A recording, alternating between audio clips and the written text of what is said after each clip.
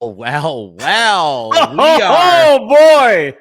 I don't know if this is our broadcasting version of doing the wave. I'm not sure. We are coming at you here on Instigating with Clarkie and Drury as we begin the show. It's the top of the 8th of Game 4 in Seattle, and the Blue Jays are just absolutely laying the wood on the Mariners again. And this is an unbelievable turnaround from the first 2 games in Toronto, where the Jays went just totally cold at the plate, complete turnaround.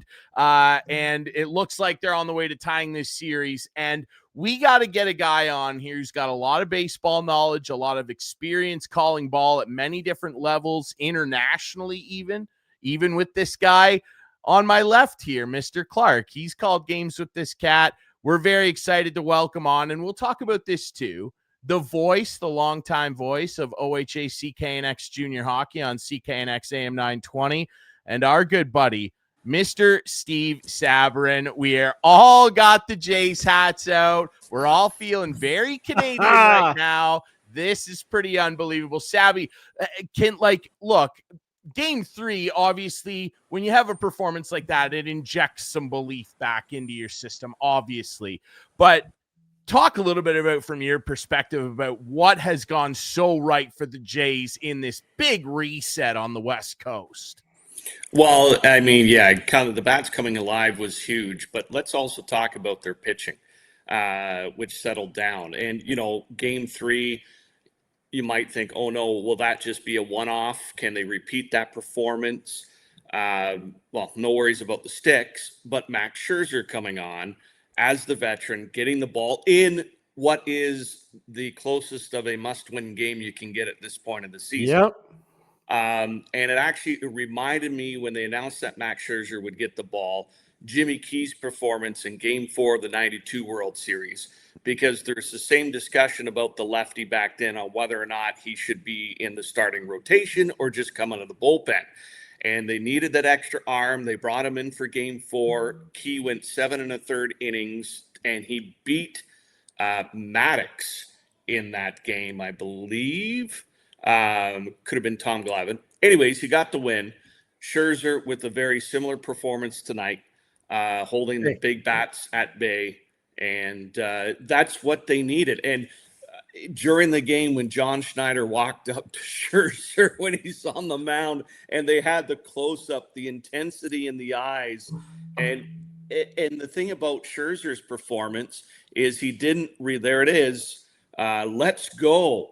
Yeah, get out of here. Yeah, I just wish, Steve, I'll let you continue, but I wish other guys would do this when Schneider walks up to the mound, because I don't think he's handled the bullpen exactly great this series. However, let's be honest, now it looks like they're going to be tied at 2. But I wish other guys, now obviously Scherzer, a Hall of Famer, is going to have a little more clout. But yeah, he's the guy, the voice that John Schneider should hear in his head when he goes out and pulls other guys. Like when he pulled Yasavage with a no-hitter and everything else. I mean, hey, let's not complain. Looks like we're getting back to 50-50 here. Anyone's game now. And the thing that made Scherzer tonight very effective was, again, location of his pitches and also his off speed. Now, the one change up he left over the middle of the plate, which Naylor deposited in center field. But his curveball had a hook on it tonight. He was hitting corners. I thought his fastball was unbelievable. Like, he had a bunch of pitches over 95. It was. Right. That's pretty good. Which sets up the off speed, because if you have a good fastball, then your hook, and he was putting them where they needed to be. Didn't he just look like, I'm in command here, boys? Like, just bring it. I'm in command. You know what he looked like? He looked well rested. Like he hadn't pitched for over a month. But they said he pitched a simulated game. I mean, you still pitch 96 pitches at full strength. It's still a game. I'm telling you right now, it's still a game. So yeah, it's not the same as this, obviously. And if anyone knows that, they try to make it as real as possible. So yeah, I mean, if anybody knows that it's not the same thing, it's Max Scherzer. Because no, for sure. yeah, Anyway, I'm thrilled. Two reasons I'm pumped. Now we got Gosman and Yusevich going next 2 games, and you savage. You got to say his name right, Clarky. At this point, Savage. you savage. you savage. That's what I said. Yeah, there you go. What did I You say? said you savage. Whatever. You savage. Yeah, get He's it a right. savage. Yeah. Some people were calling him savage. But it's coming back to Toronto. I'm confident we're hanging on to this game. We're not blowing this now. And guess who's going to Game 6? Nice. That guy's Clarky. You're a good luck charm right now for this franchise. Well, I was love at it. Game And 1. I must say they lost. yeah, but yeah, I will say about Gosman starting tomorrow night too, guys, is that he's pumped in the dugout for Scherzer, and you feed off each other, right? And that performance, I'm sure, is not that Gosman would have been motivated anyway, but it's just that extra emotion and momentum's a great thing. And right now, I don't know if Seattle's going to be able to stop this momentum. But I honestly don't think the momentum has gone game to game. I really don't. The way this game started, they fell behind again, but it's just their bats, and then the emotions get going. The emotions get going, and the momentum gets going. But I disagree where the momentum goes from game to game. I don't think it does. But you got to get off to a good start. They were losing this game. 1-0. I mean, it was 1-0 early. Yeah, no, I think 1-0 early. I think the overall momentum now with these last 2 games is certainly in the Jays' favor because now Seattle's like, oh, we got to go back to Toronto. Yeah, we've won there before, but these Jays guys are. And that's how the Jays felt coming to Seattle. That Seattle had all the momentum, which they did. But the Jays had a lot more wiggle room than. Yep. And tomorrow, game 5 is a big game, no question. Game 3s and game 5s are always for sure headliners of the series, right? Yeah. So.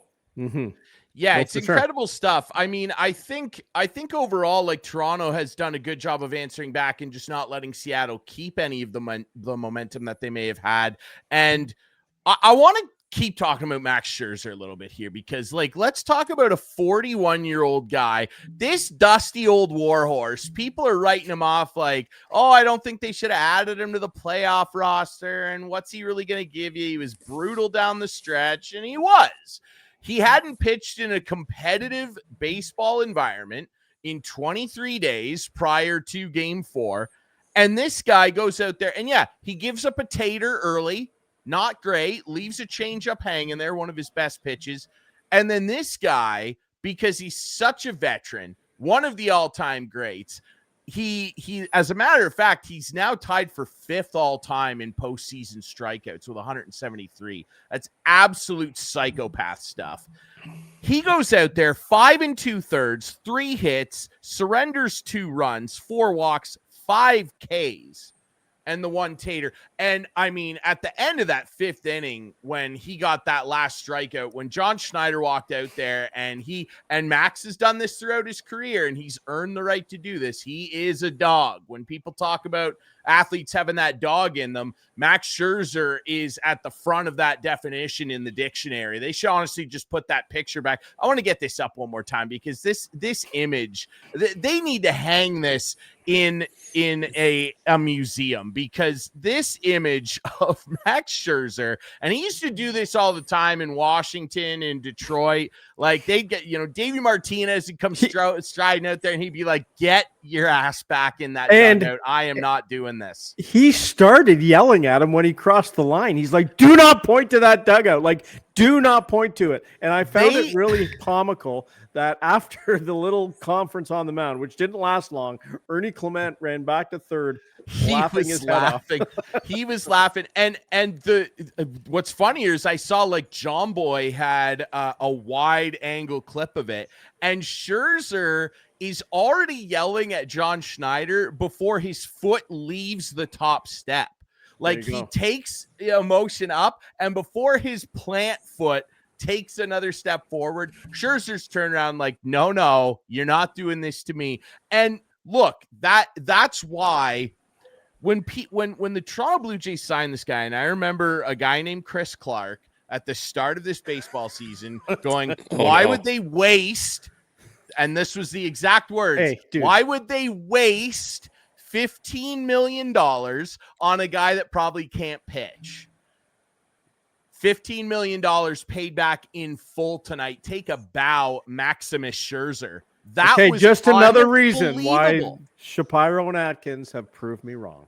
I'm sorry, they have proved me wrong. Well, and if they keep riding this, keep riding this and do the darn thing, and I mean, it's if they can pull this off, it's looking like it's going to be the Dodgers. We'll look over there real quick. The Dodgers, nothing. The Milwaukee Brewers. Okay, so the Milwaukee Brewers, I believe, led Major League Baseball in hits this year. Well, they were the top team in the league. They've got 9 through 3 games. Man, oh man, can the Dodgers just pitch? Mm-hmm. They have absolute freaks at every stage of the game. Starters, mid-inning guys. Roki Sasaki, the guy that they gave $1 bajillion to come over from Japan and struggled, let's be honest, as a starter. He's closing games for them now, throwing 102 gasoline. The Dodgers look like a serious problem. However, as we look at these Blue Jays, there's another guy from tonight's performance. Again, we're recording this Thursday, October 16th at the tail end of Game 4. Addison Barger, man. And again, Steve, we can talk and we will talk a lot about all these guys on this team contributing. But Barger's another guy that tonight goes into right field with Anthony Santander getting taken off the playoff roster with this back problem. We won't see him again. He hadn't played in right field in 22 games, and he made 2 unbelievable catches out there. And it's just another epitome of what this team is all about. There are a bunch of junkyard dogs out there, Steve. Everybody contributing. Yeah, and he also made that throw to third base to get Naylor. Oh, Naylor, dude. Third out at third base. Cardinal sin. Bad running play there. But a very, and again, a heads-up throw by Barger, too, because he knew he's not going to get Polanco at home. And instead of hitting the cutoff guy at second, he had a clear shot. It wasn't a very deeply hit ball. And he had a clear shot at third base, and Clement was ready for it. So just the baseball IQ. At the plate early on in the game, before Barger hit his double there later on in the contest, just looked a little tentative, and the confidence just wasn't there. He struggled at the plate, wasn't getting some good swings in. But the nice thing is mature enough for it to not affect his defense. In our group chat, I think it was F and Barger, window shopping with bases loaded. Signed Ryan Drury. You know what? Signed Ryan Drury. I hated it. That was. I agree, but he came back. He came back, and he did.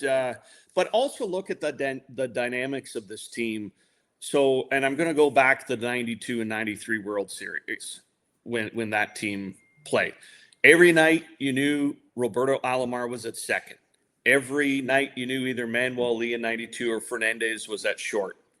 You knew Kelly Gruber was at third or Ed Sprague. You knew everybody was in their positions. Mm-hmm. This team, for the most part, has a carousel rolling around, and everybody is pitching in one way or another. Who would have thunk that Jimenez would have had two-run shots? Unbelievable. Unbelievable home runs. Yeah, unbelievable. Home runs. And how many home runs, I've watched them carefully, are within a foot of being caught? Like, they really are just making it over. It's a game of inches. They're squeakers, dude. They are. It's funny you say that, because he had played quite a few playoff games, including for that Cleveland franchise, where he really established himself as a really great defender. He's one of the best defenders. If he's not the best infield defender in the American League, he's top 3 every day of the week. He's up for 23 career playoff games prior to these 2 home run nights. And in those 23 games, 0 home runs. And then he hits 2 back to back. It's pretty incredible. And then factor in what he also did against the Yankees. 23 career playoff games prior to this run with the Jays. No home runs. And now he's mashing the ball all over the place. And then you jump from him to Isaiah Kiner-Falefa. Let me just go on heck Jimenez for a second. Please, and what Steve was saying about guys playing in different positions. So yesterday, and I think, yesterday, they had Wednesday Jimenez, night, Jimenez at short, and they had Clement at second. Clement at second. Yes. Both of which were up for a Gold Glove for positions they weren't playing. Yeah. Clement is up for third, glove, and Jimenez is up for second. It's crazy how they can, and then how they have that flexibility. It really is amazing. Then Kirk, Varsho, Vladdy are the 5 Jays up for Gold Gloves. I think Vladdy might win it again too. But just those guys yesterday were up for Gold Gloves in the positions they weren't playing in the game. The versatility is unbelievable here. They're junkyard dogs. They just go out there and go, where do you want me to chase the bone today? I'm going to get it for you. And speaking of getting it for you, how about that pick play by Vladdy and Scherzer at first? Max Scherzer's first successful pickoff in 9 years. And of course, it comes in a gigantic playoff moment because that's who Max Scherzer is. And Clarky, like, how do you pick a guy off? You got to be stupid. And how about also Rivas getting picked off with Cal Raleigh at the plate? I said. And then Raleigh gets struck out. Scherzer was just an absolute monster. Runner on base with 1 out and Cal up. And all of a sudden, like 2 pitches later, the inning's over. Listen, when you... Go ahead, Steve. Oh, sorry. I was just going to say about that pickoff, too, is notice how Vladdy was positioned. Because he knew the runner was leaning off when we talk about baseball IQ and awareness. And, he catches with his left hand. And it's a lot more difficult to sweep it on the backhand. But he actually turned his body inward, expecting the throw. So I don't know if you looked at if they caught it on camera, if there was a little bit of communication between Vladdy and Scherzer, because that really looked like a set pickoff play.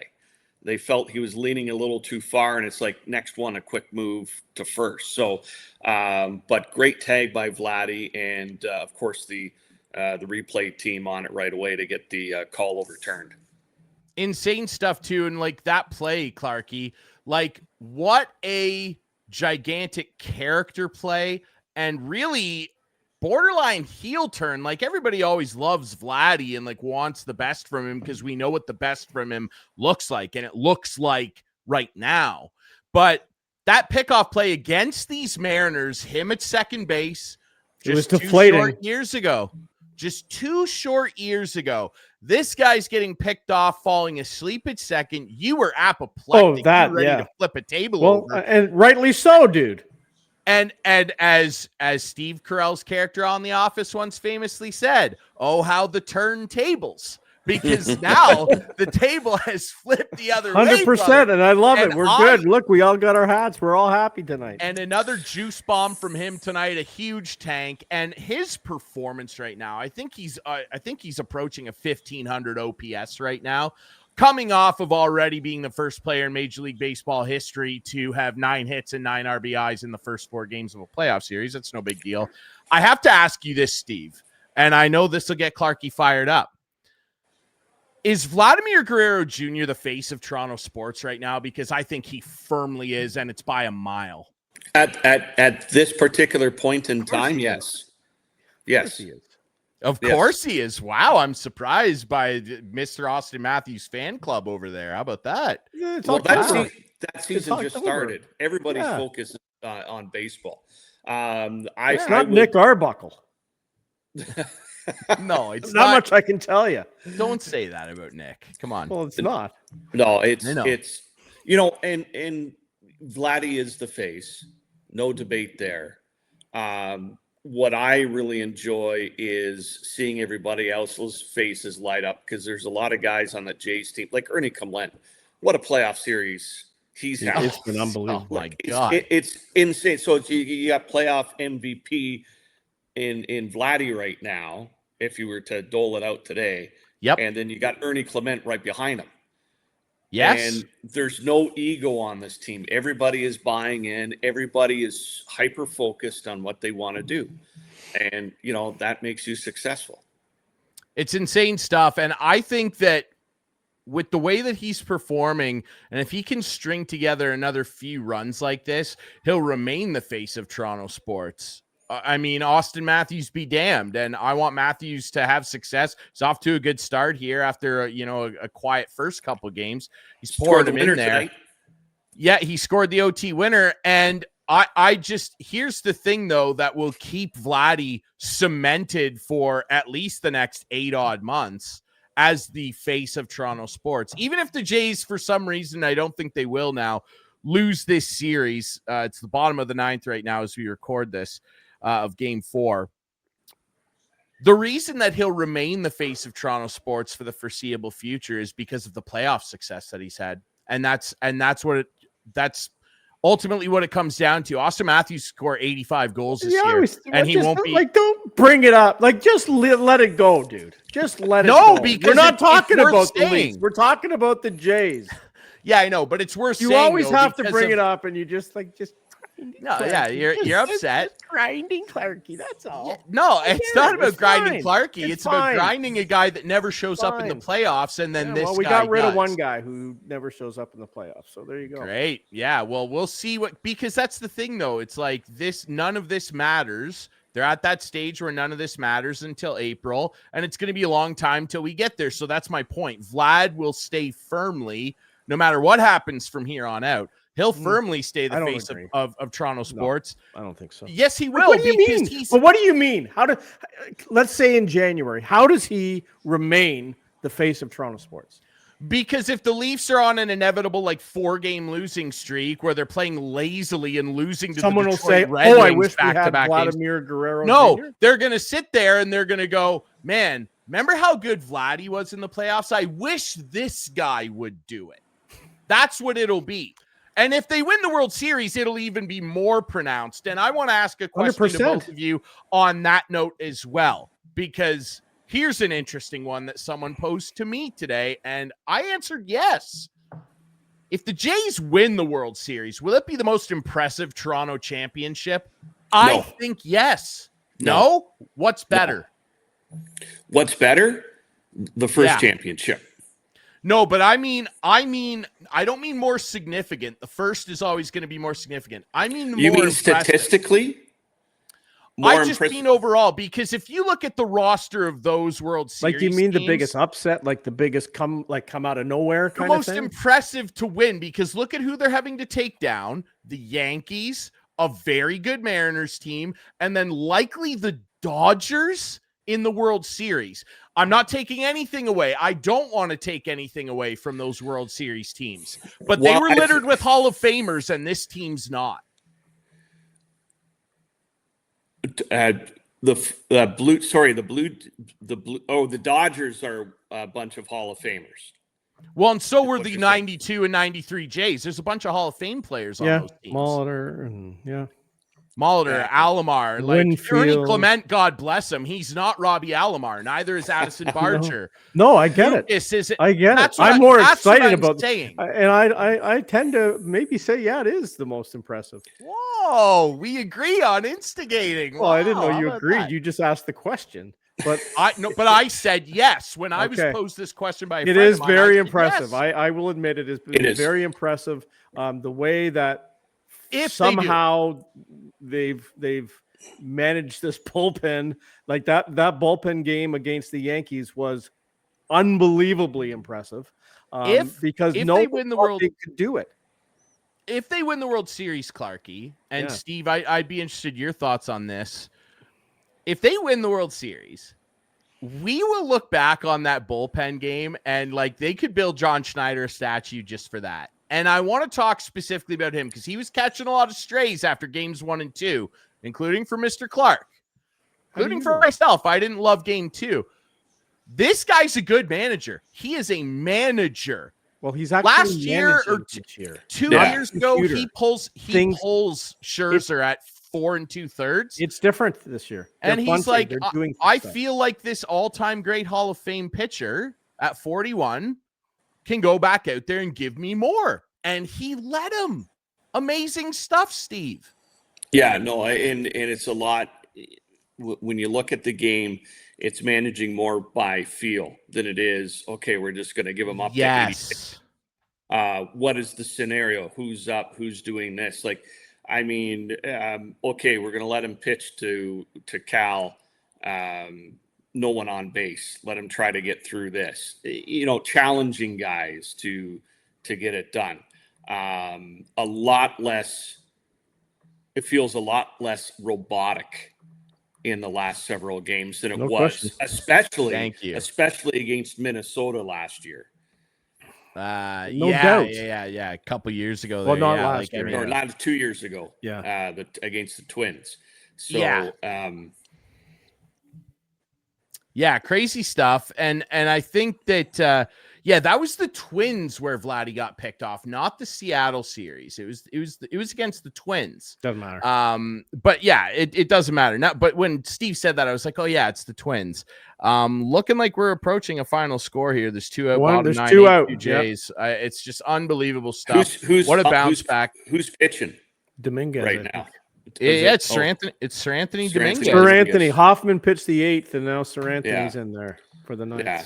So now, and facing the bottom third of the order. Speaking of being less robotic and not looking at spreadsheets to determine who pitches, the umpiring both ways in this series has been getting quite a bit of attention. Doug Eddings' performance in particular I actually read on Twitter.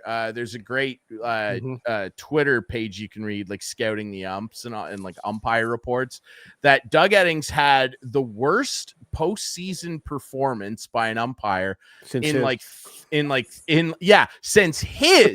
2018, which is just crazy. Now, look. It's been going both ways because it has been going in particular both ways, game 4, the Mariners got hosed on a few pitches, especially to Alejandro Kirk.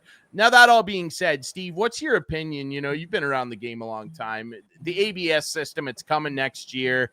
Will it slow the game down too much? What do you think? Or do we need it? Oh, I think we're to the point where, you need it.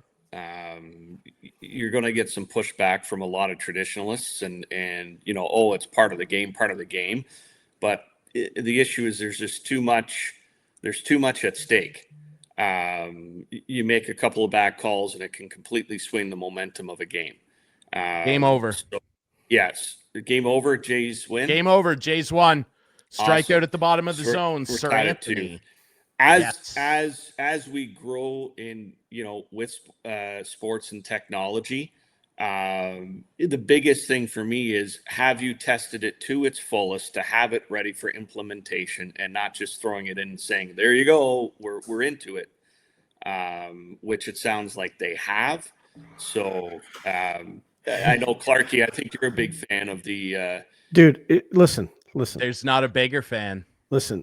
You savage, you savage, you save it. You savage. You savage. You savage. I said it right. You savage.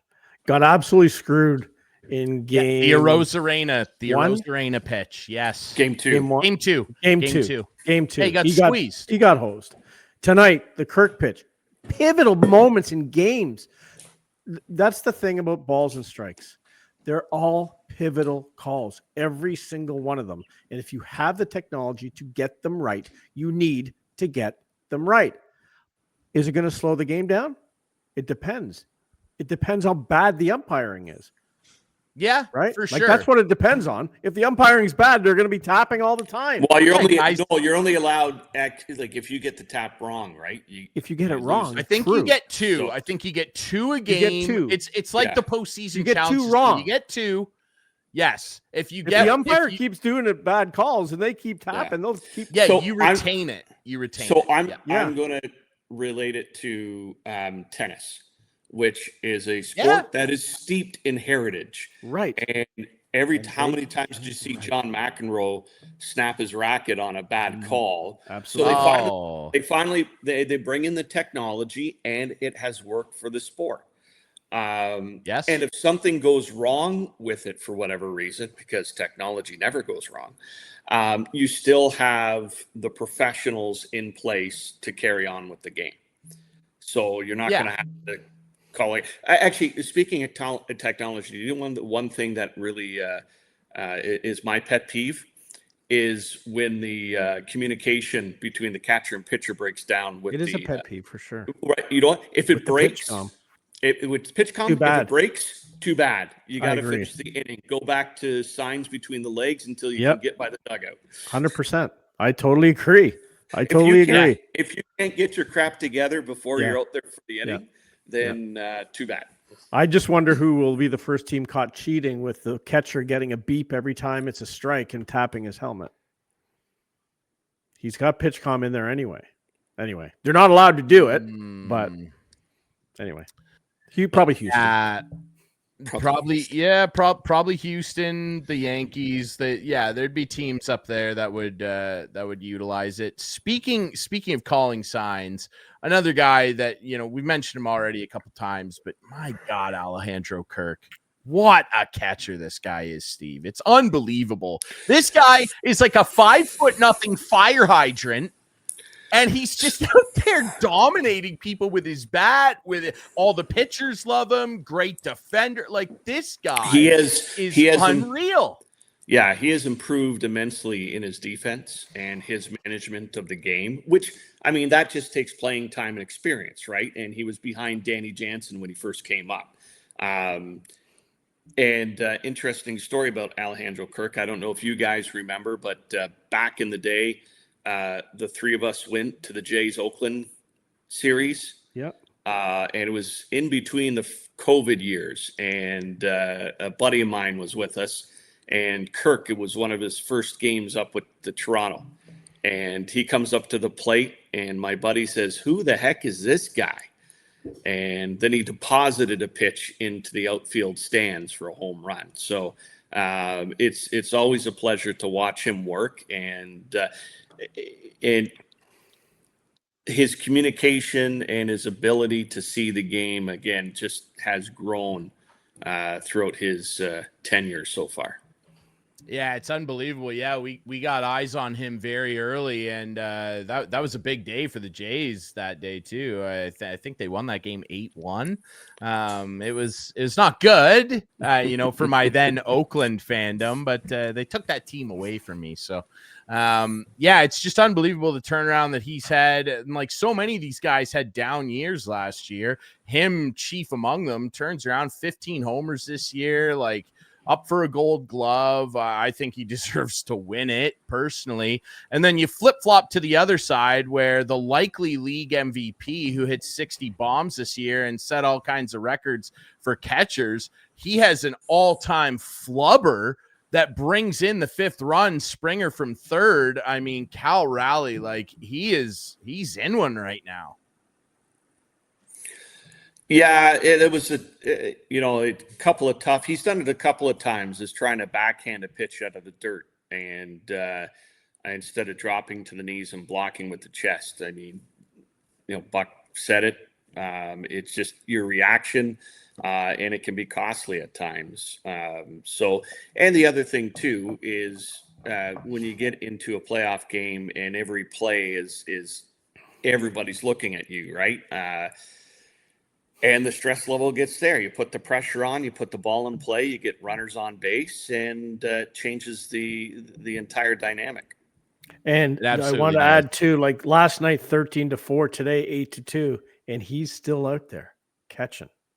Like Heineman's never going to get back there. Like I thought maybe they would relieve him for an inning or two in a blowout. Not at this stage of the game. It's 13-4. It's a catcher. He's a little pudgy catcher. He's got bad knees. Yeah, it's like he doesn't. It's like a goaltender, Clark. You know that. You don't switch your catchers in and out in the postseason. You ride. You gotta. If you're the starting catcher, you're riding through the entire playoff run. Yeah, you're starting every game. Get tired then. Let's just hope. I don't think he will. And I mean, like, we'll see. Time will tell. Because the thing about the catcher, Clark, he isn't just about I get what you're saying. You receiving the ball, it's you working with the pitchers and developing that comfort level. Yeah. And the other thing too is, if for any reason you do pull him and put Heineman in, and all of a sudden Heineman gets hurt, you're messed. You're in trouble. Yeah. Now Vladdy. Yeah, Ernie Clement catches now. Yeah. Exactly. Or Varsho would have to go back there. Varsho used to catch. Yep. Yeah. But he anyway, would have to I get it. But I would just like to see a little. Don't bit of speak these there. things into existence, Clarky. What are you doing? Fine. What are you doing over there, Dad? 5 hits tonight right for now. Seattle too. By the way, 5 hits. That's it. Incredible stuff. What a swing. For Jays had 18 yesterday and 11 today. So there you go. And you said Milwaukee has 9 in 3 games, and the Jays had 18 in 1 game. Yeah, isn't that they've only had 10. They've only had 10 hits in 1 game. That was game 2. It's incredible stuff. Like when you look at that Milwaukee team, and I feel bad for them. I mean, as bad as a guy who's mostly a Cubs fan can feel for the team that put my team out. But I would like things to be looking better for a guy like Christian Yelich, who's just such a warrior out there. But the Dodgers, man, whichever one of these two teams gets through, they are going to be putting their necks up against a buzzsaw with this pitching staff, man. And you know what's crazy too? We haven't won anything yet, dude. No, I know. But what do you mean, the Dodgers? I don't know if you know Jays. this, but last year they won the World Series. I'm saying the Jays. Okay. I sounded like you were saying if the Dodgers. Okay, go ahead. Like the Dodgers have to win a 4th game, but whichever one of these two teams gets through to likely face the Dodgers, I guess is what I'm saying. I'm not writing. I'm sorry, Brewers Nation, the Brew Crew. I don't want Bob Uecker, God bless you. I don't want to write you off just yet here, but they're going to be putting their neck up against a buzzsaw, man. And it's crazy too. At one point during this season, the Dodgers had 14 pitchers on the IL, which is absolutely insane. Like that's the type of juggernaut you're going up against, a team with that kind of bankroll that just has pitchers falling out the wazoo, and they're like, oh, no big deal, Roki Sasaki, you can't start, you'll just close for us now. It's absolutely nuts what they're doing. It is. And what storylines if it's Toronto, LA? Like, it's my God, what a series! The Ohtani storyline in itself. Freddie Freeman, a great Canadian boy. Anyway, it'll be fun if we can get 2 more wins. Let's not get ahead of ourselves. Game 5, as Steve said, Game 5 is pivotal stuff. And speaking of which, Toronto Blue Jays baseball, it airs all the time on our friends at CKNX. Won't be doing that on Friday though, because actually I will. Yes, we are. We will be doing the game on Friday. Well, good. Yes. Wow. Okay. It'll be on the. It'll be on the. Yeah. So the ball game will be on the terrestrial radio broadcast on AM 920. So my transistor radio, I can hear the Jays on 920. Right. Yes, so if you stream us at cknx.ca, we'll be in Listowel for GOHL action. Brilliant. Like just great programming decisions. Good programming decision. That's good. I wasn't aware. I thought that they do it the other way. Well, no. First, you can't stream. We can't stream the Jays broadcast. That's true. That's true. Yeah. And realistically, Game 5, a pivotal game for Jays Nation, and they're the talk of the town right now. You got to go with the big guns. So. You got to go with the big guns, and that's not to say anything of the big guns on our junior hockey broadcast, because while you can catch the Jays on AM 920, you can stream on cknx.ca, and throughout the rest of the hockey season on Friday nights, right up into the playoffs when they get going in late January, early February, you can catch this man, Steve Sabourin. I'll poke my head in there from time to time too. Johnny K, of course, for the love of the game. He'll be in there as well. And Sabby, I mean, just incredible stuff. 100th anniversary of the radio station, 21st season of OHA CKNX Junior Hockey. And we're off and running, man. It's fun stuff. Yeah, no, we're in this type of, I guess, transition year. When you look at, of course, you can see our schedule on the screen, and Listowel Friday night as they welcome the Chatham Maroons, the defending Sutherland Cup champions. And then to finish off October in Wingham against the Fergus Whalers, and then Elmira Listowel on the 31st. So we kind of go down the list. Looking forward to coming up. We're in Hanover on the 14th, which is going to be their ring presentation night. Wow. The Hanover Barons. So they had a banner raising earlier on, but some of the players weren't there to accept their rings. So they waited till they could get the whole team together to give out their rings. So that's what they're going to do. Yeah. So it's. I don't see the Exeter Hawks on here. I know you don't cover them, but like you should. Well, we should. Different division. Completely different division. Although, funny story we had, Clarkie, about the Exeter Hawks, and Ryan, you remember this one well. We were wrapped up our season, and the Exeter Hawks were making a drive for the. I think they made the semifinals that year. They were into the semifinals, yes. And they were on the perch. So we planned to broadcast if they made the finals. We told Exeter, we'll follow you all the way through if you make the finals. And there's a whole hoopla with a rummage sale. Oh, dude. I remember that well. I was fuming mad. There is a planned rummage sale in the arena. And they do this every year. As I came to learn, and our crack reporter, Bob Montgomery at the time, was all over this at town council. I guess every year there's this rummage sale in Exeter. It raises money for something great. I can't remember exactly what the details were. This is a while ago.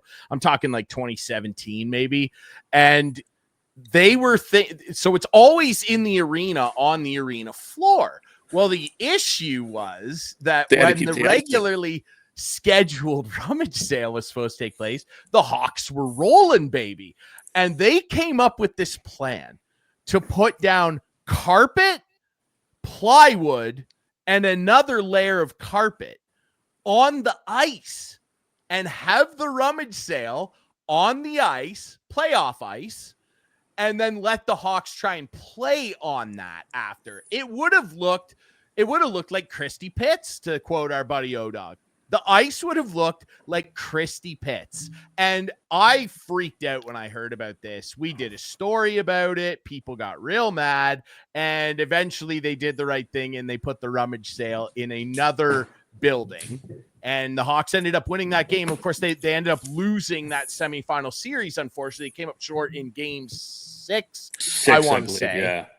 And but yeah, I do remember that well. So yeah, there's been whispers of Exeter Hawks coverage before. It's just hard because they're in a completely other division. I don't care. I don't. Well, hey man, you're not contracted by a division. If we broadcast a different division, if we get to the playoffs, we'll take a look at the schedule. I was there a couple weeks ago. It was a good game. So there are some ties with the Exeter Hawks. Of course, Harrison Muhlenstein, the former Cyclone, he had 4 goals the other night. Danny Scott, former Hanover Baron defenseman from last year, who won a Schmaltz Cup. Harrison has gone straight up, and after he scored a few goals on me on Sunday morning hockey, he's just shot up the ranks. Thank you for warming him up. No problem. You should put a sign up in the Exeter Keaton arena. Willis just firing them by my head. It was fun. Well, yeah, Keaton Willis. You talk about a howitzer. My God, I wouldn't. No, you couldn't pay me kidding in front of that kid. Oh yeah, my well, gosh, they didn't Clark. pay me, and I had to. Anyway, yeah, they should. It's fun. Pay It's maybe, good. Dude. It was a fun night watching the Hawks. Anyway. Yeah, it's good stuff. One more time, I'll just throw the upcoming schedule. This will run you right until the Christmas break on OHA Hockey on CKNX. Remember, you can always tune in on AM 920 when the Jays aren't playing, okay? And CKNX.ca every Friday night, Sabby and JK. Like I said, I'll poke in here and there. I'll be involved. Actually, I'm pretty sure I am doing the December 19th Christmas primer with you, Sabby. LaSalle in Listowel at 7:30. Yeah, that's last game till the Christmas break, so should be a good one. It'll be a good one. Absolutely, dude. Well, it's always a good one when we can catch up with you. Sabby, thanks so much for doing this, brother. We really appreciate it. Hey, anytime. Go Jays, go, and hopefully we can lift a World Series banner in celebration, because we are an integral part of their journey. Yes, of course we are. Even the ever pessimistic Mr. Clark, he's part of it too. How about that? Thanks, Sabby. Thanks so much, buddy. All right. Have a great night, guys. See ya. All right. I'm just happy we're going to game 6. Like, honestly, like I'm pumped. Oh, it's great. Like, this will be the biggest baseball game I've got to go to in a long time. Like, maybe ever. Massive game. Like, I wasn't at any of the games in 92 or 93. You weren't at either of those, eh? No, like, I wasn't. No. Why didn't you get to go? You were at the Fan, were you not? Yeah. You didn't get to go. I can't remember. I honestly just can't remember why I wasn't there. But that's something. Because I know we did pregame shows and stuff from there with McCowan and stuff. But hey, man, you might. Maybe I was and just don't remember. You know what? I'm stupid. I was. Remember. And I was. It's coming back to me. It's coming back to me. I was in Philadelphia actually in 93. I was in Philadelphia in 93. The Jays won a game. I think it was 15-14. Yeah.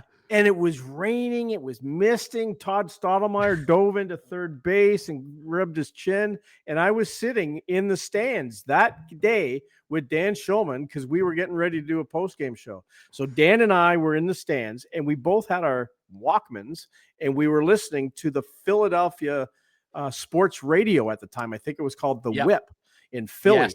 And we were just listening to the callers call in because it was a wild up and down game that the Jays eventually won. I think it was 15-14. Then, of course, they come back to Toronto and win the World Series. But so, yes, I have been to World Series games.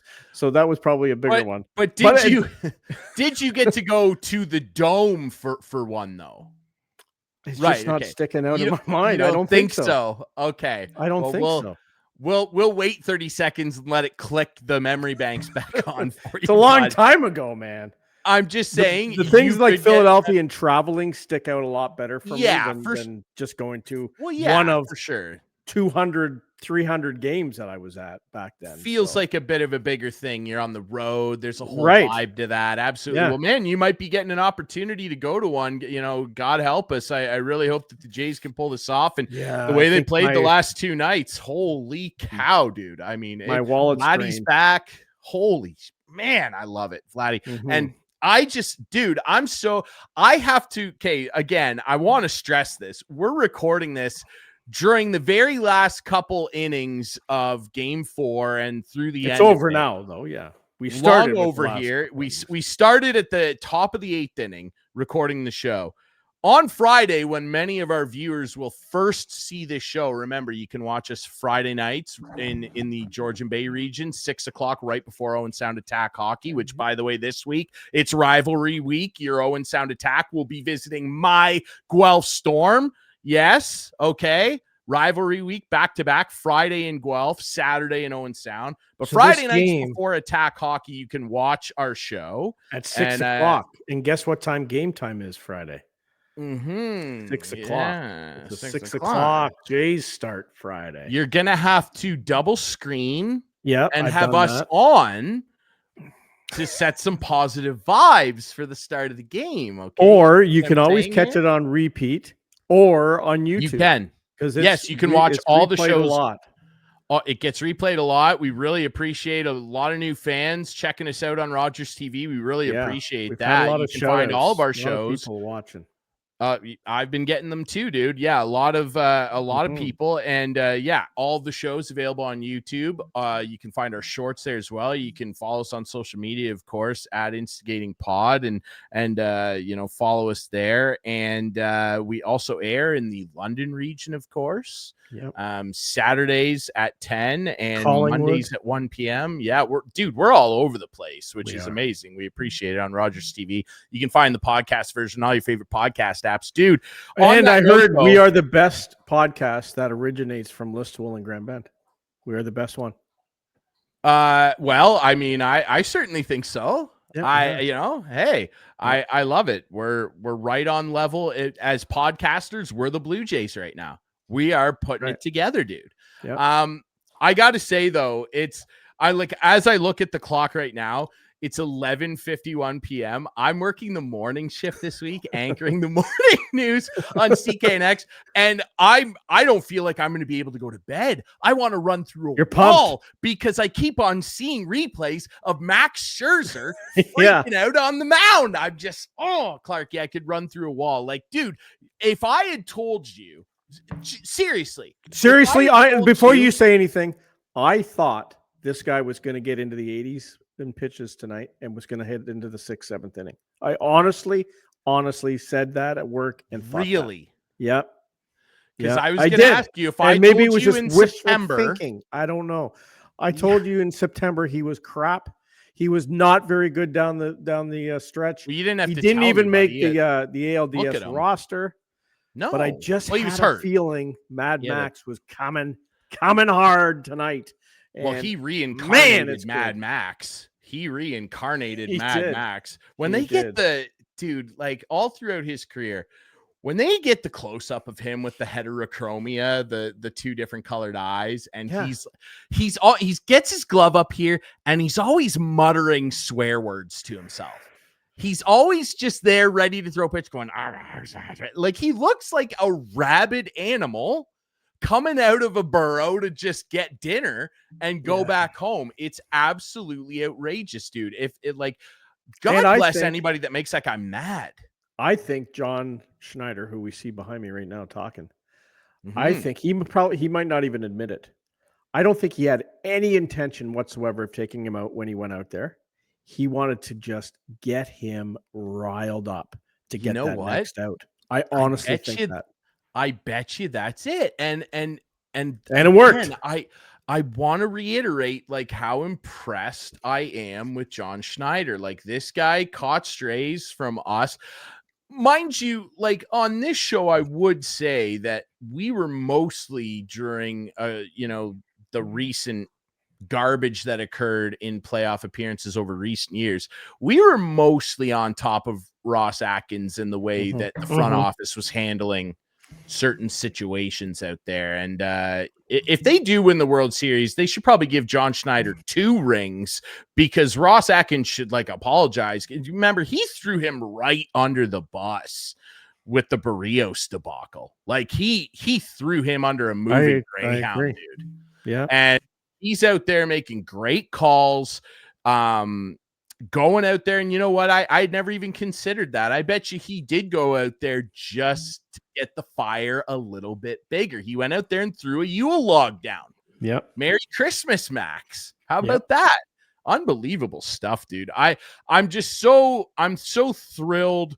I think the biggest thing I'll take away from watching this run, no matter what happens from here on out, and it's why I said yes, and you kind of agreed with me on that question about if they win the World Series, will it be the most impressive Toronto sports title?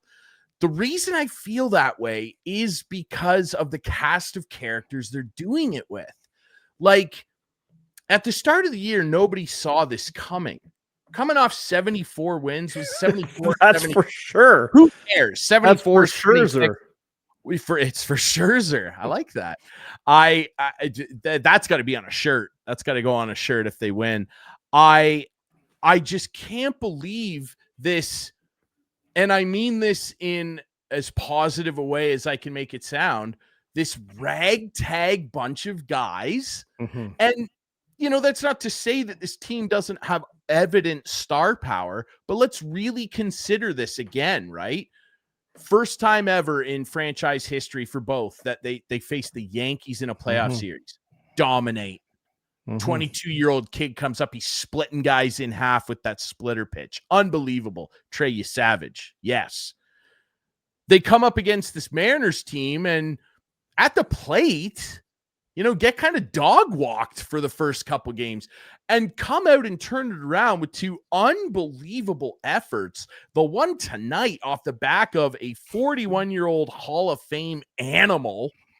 And it's just like, you got Vlad there and Springer had the year he had, but no Bichette, You got these guys, Nathan Lucas continuing to hit So, second. I want to talk about incredible. some of those guys. Like when I was watching that Please. Yankee series and continually seeing guys like Lucas and Clement, and guys like that getting on base, the first thing I thought of was, you know what? You watch a lot of World Series. You watch a lot of superstars playing World Series. Very often that MVP in the World Series isn't one of those guys. It's one of those secondary guys. Now, if the Jays do go on and Vladdy stays hot, he's got it hands down. But like Clement hitting 500, we are 1, 2, 3, 4, 5, 6, 7, 8 games in, and he's still hitting 452. It's unbelievable. And Vladdy's at 455. Vladdy's only struck out, I think they said, once. He struck out 8 games. Psycho. It's unbelievable. Psycho.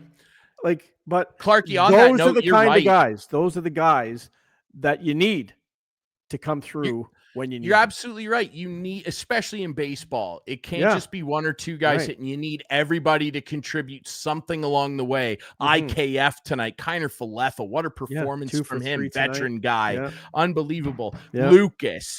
It's not inconceivable to me at all in a World Series, which is a condensed little picture in time, that a guy like Ernie Clement could be World Series MVP. I think Vladdy, if keeps this up, playoff MVP locked down. Yeah. And there's a long way to go. We're not trying to get ahead of ourselves here, but it's just amazing we're having a conversation like this, I think is the point, Chris. The funny thing is Kirky is their worst starter when it comes to hitting right now. He was 0 for 4 again tonight. He's batting .212 in the postseason. And he's batting cleanup, and they're winning. Like he's their cleanup hitter. It's so Barger was, but they changed him, and he seems to have got a little life. It reignited him. Yeah, maybe a little pressure. It reignited him for sure. Taken away from him. So, but maybe in a pivotal 2 strikeouts in a pivotal tonight. Game 6, maybe you could slide Barger back in there if he has another good game 5, right? Slide and get. That's the amazing thing. You slide guys up and down the lineup, and then you're sliding guys all over the field. Barger going into right tonight. Just unbelievable. Toast of the town right now. The Toronto David Schneider, who's a good player in his own right, hasn't been playing much. He can't get into the game. But he's poked a few hits in here and there. He certainly has. It's unbelievable. He certainly has. It's been fun to watch. Dude. We're tied up at 2, heading to Friday at 6 o'clock. Oh boy, if they win that one, Sunday's game 6 could be the ticket to the World Series. The dome will be shaking regardless, and Clarky will be in there feeling the good vibrations.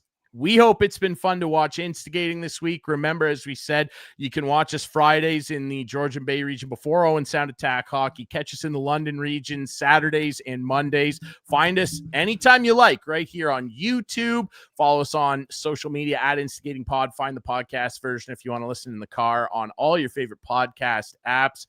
And remember, tune in to CKNX Junior Hockey this year. Catch our buddy Steve Sabourin on the airwaves, AM 920 and CKNX.ca every Friday night, right up until playoffs start. We appreciate you guys listening to and watching Instigating. Another perfect night. Back. Leafs win, Jays win. Perfect. Yes, perfect. We'll be back next week for more perfection here on Instigating. Go Jays!